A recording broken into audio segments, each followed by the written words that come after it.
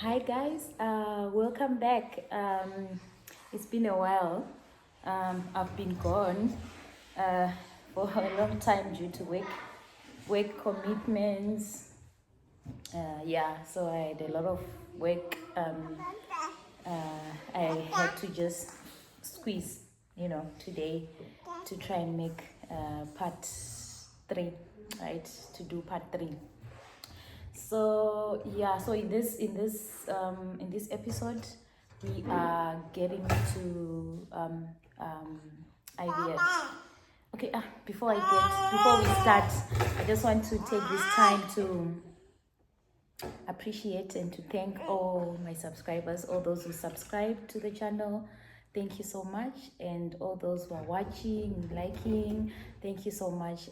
You see, the more people watch, I feel the more you likely at least to recommend to someone who's going through the same journey, and then the purpose of sharing this journey will be served, like to encourage others, So, and I pray that as you watch, God meets you at the point of your need. It might not be children, but it might be something different. Maybe you're looking for a job, maybe you're looking for marriage, maybe you are sick and you're looking for healing. I just pray that God meets you at the point of your need.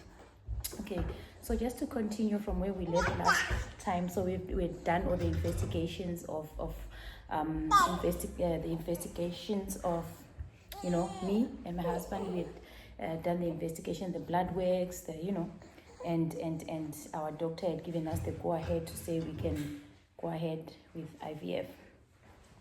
So yes, so I will just continue from there. So if you remember also, I said at that time I was still doing training, and my husband was a contract worker. He didn't have a permanent job. So I think we financially, things were a bit challenging. But anyway, we started in October 2017, which was almost 3 years since we got married. So the doctor explained to us the cost involved for us to start the IVF journey, right? And he told us that the IVF works in cycles. So we had to choose which when we wanted to do it. Then and then from that cycle, that's when everything was going to happen, tracking the ovulation, collecting follicles, and so it was going to be challenging for me, more especially since I was a trainee, right? A trainee accountant. Even the leave days I only had, I think the annual leave days were very few. I think there were 15. And then with the IVF process, the process itself, it required attention. Like you needed your partner or someone to inject you. You needed the doctor's visits to check, regular checkups and all that. So it was not going to work with me working where I was working, in terms of how hard it was to get leave, and so I had to make that difficult decision to resign from work. No cool.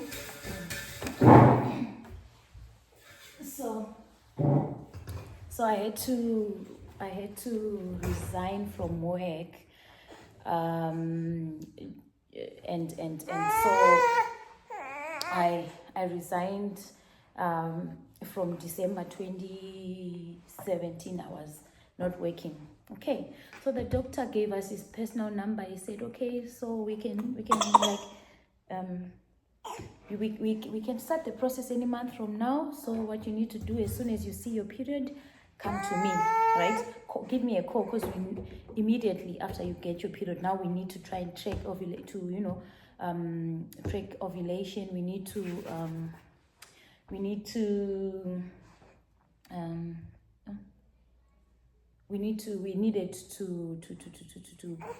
to be given medication to try and increase the follicles, increase follicles. So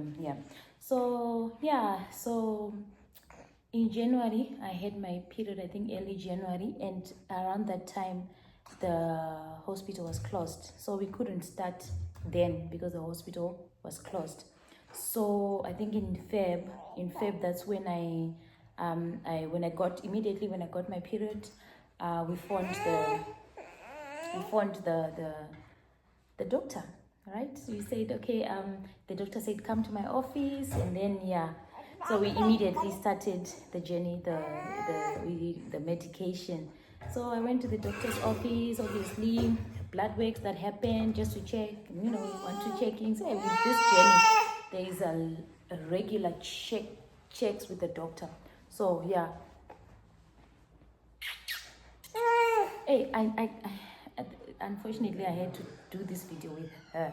So this is like 12, is it 2, what's the time? It's late at night. Everyone else is going to sleep.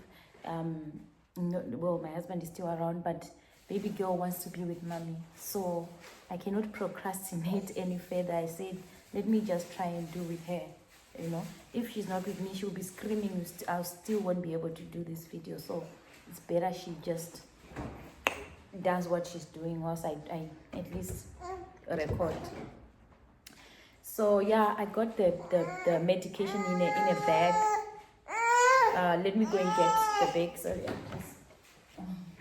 so this was the bag that the medication came in. It's a bit dirty now. We're using it for our medication. So this bag was full of injections, medicines, It was crazy, guys, when I saw the bag and the number of injections that were in the bag.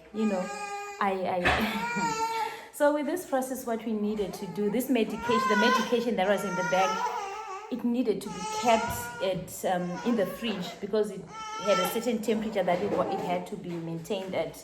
So it needed to be in the fridge, guys. So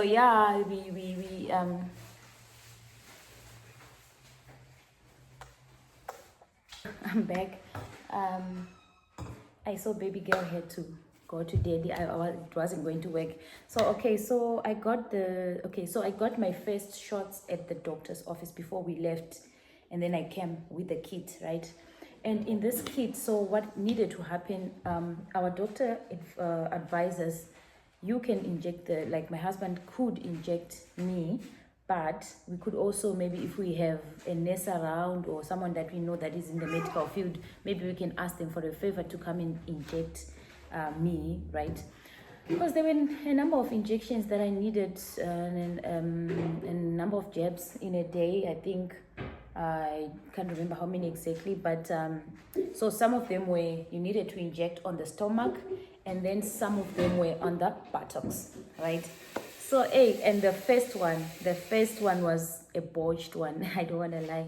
So the very first injection that my husband gave me, guys, it was a botched one. I felt the pain, because imagine, this was an amateur who's never injected. He has never, and he was actually afraid of needles as well. It's someone who, like this guy, even when he's sick, he will pretend like he's fine if you mention injections. So this is the guy who had to inject me. So this was the guy who had to give me these injections. So the first one was I felt it. But you could see going forward, he became better at it. Even he wasn't that scared anymore. He actually started enjoying it. He started enjoying it. Imagine enjoying giving me the injection. But that's how it happened. And so these injections were to try and speed up, I think, to increase the number of follicles produced, follicles like eggs, right? To increase the number of eggs released, right? So that was the process. And so we did that. How many weeks was it? Was it 1 or 2 weeks? It was a number of days that we and thank God I made that decision to resign, guys, because how was I going to do this? Because it needed a certain time of the day to get the injections, and at work, how was that going to happen?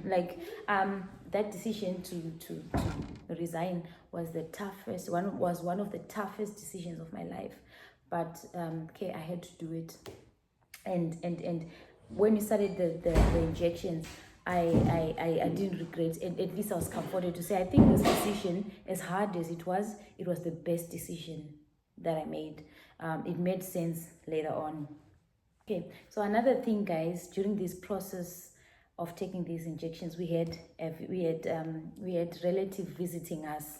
So this visit entailed we needed to go we needed to travel with the relative that visited. We needed to travel, actually one of our fathers. So we needed to travel to our brother's place with him. So we slept there. So that one was also difficult, when you're going through this journey, and not many people understand it. So we just arrived there, and I had to tell my the wife to my brother's my husband's brother. We had to tell him, hey, please, can you put this stuff in the fridge for us? Because it needed to be in the fridge, imagine. So now we needed to inject each other and all that.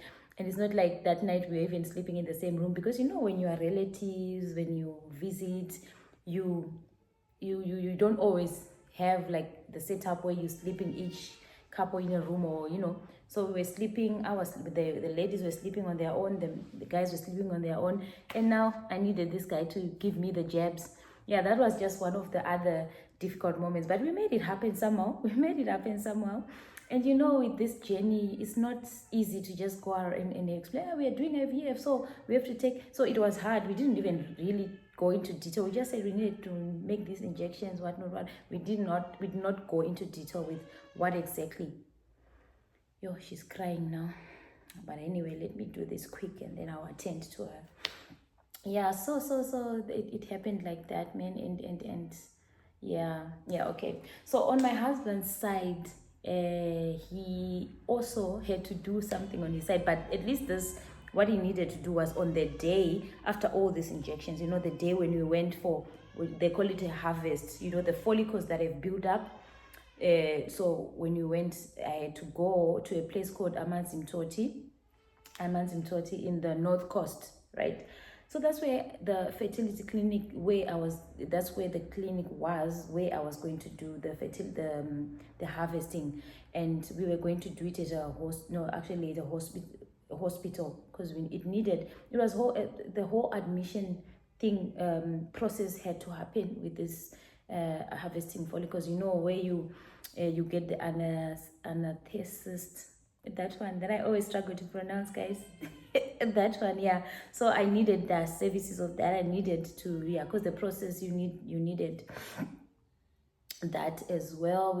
I needed hospital stay. Not hospital stay, I didn't really sleep there, but you get admitted for the process. So you actually need to pay admission fee. You need to get there early, like you're doing an operation. How you are told, come early. We were there at 5 a.m.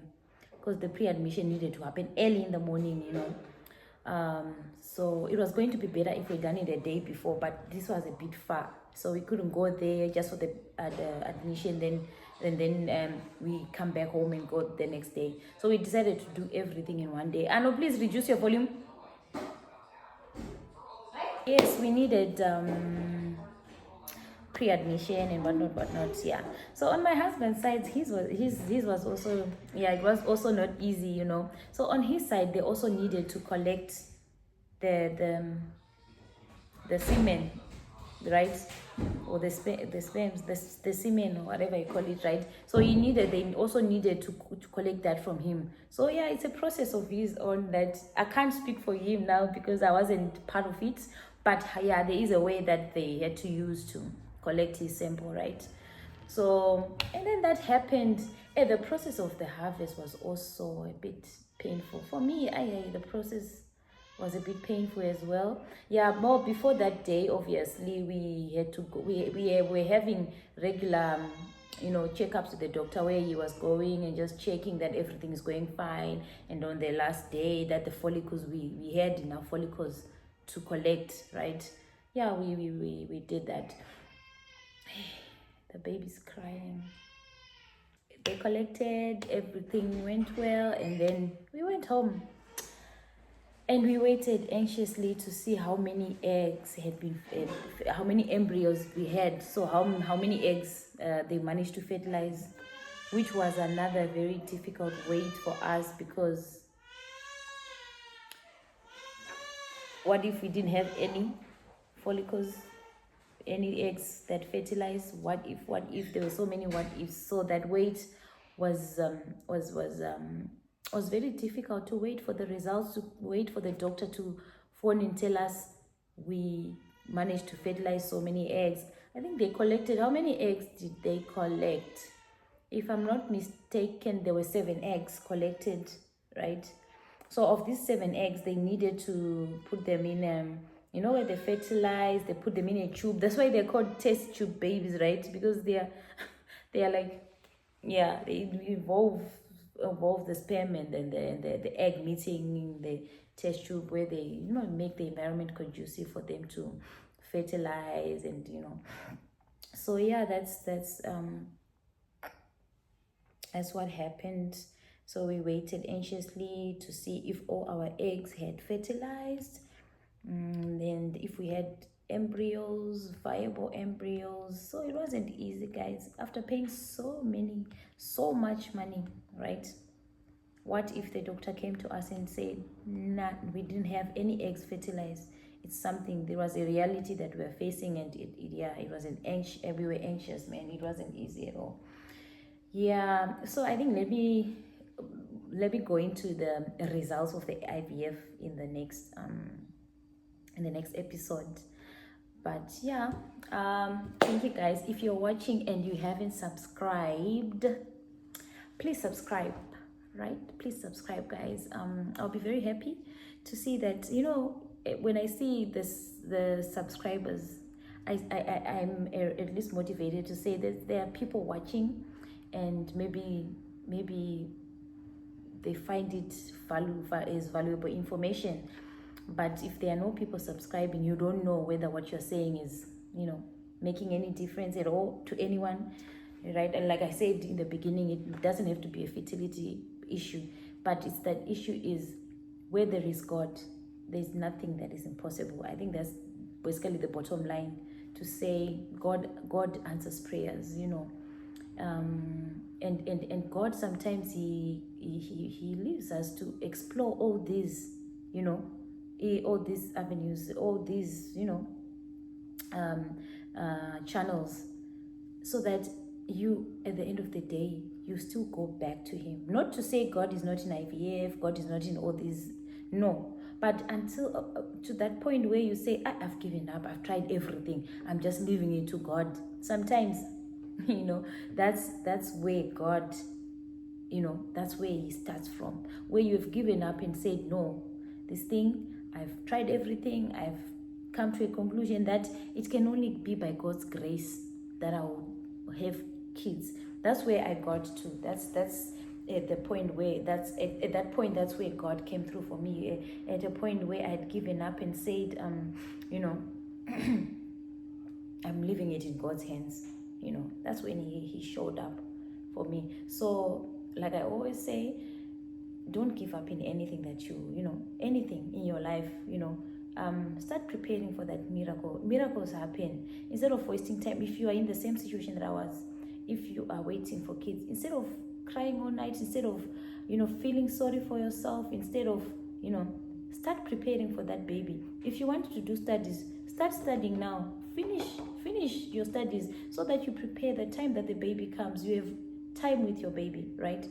If it's a marriage that you are waiting for, start doing whatever that you think in a marriage you might not be able to do. Spend more time with your friends, pray and do everything. Like, just don't be anxious for anything. Don't be anxious for anything. In everything, just give praise to God. I'm as I look back, I'm like, why was I stressing? If I knew that God was going to come through for me in November 2019, I wouldn't have stressed from 2014 when I got married. Imagine how many years. 2014, 2015 I was stressed, 2016, 2017, 2018. But God knew November 2021, 2019, that's when I'm going to bless this woman with a child. I wish I had enjoyed my life all these years. I wish I had trusted God. I wish I had read my Bible with the revelation when he says in everything, give praise, give thanks to God, and trust in him. I wish I had listened. I had practiced what I read. I had, but I was also anxious, just like anyone else. I was also anxious, and I wasted those years where I could have enjoyed my life. I could have enjoyed my marriage. I could have been a better wife, a more cheerful wife. I could have done that. But I was thinking in the flesh. I was in the flesh. Some of these things are spiritual. When you read your Bible, believe what you're reading. When you go to church, believe the preachings. Yeah, that's so a key takeaway that I have for today, I think it's just trust in God. Don't be anxious for anything, whatever situation, be it sickness. Don't be anxious. Just trust God in control. Trust God. Give it all to Him. Like, just surrender to Him. That's what I can say. So yeah, I think let me leave it here, and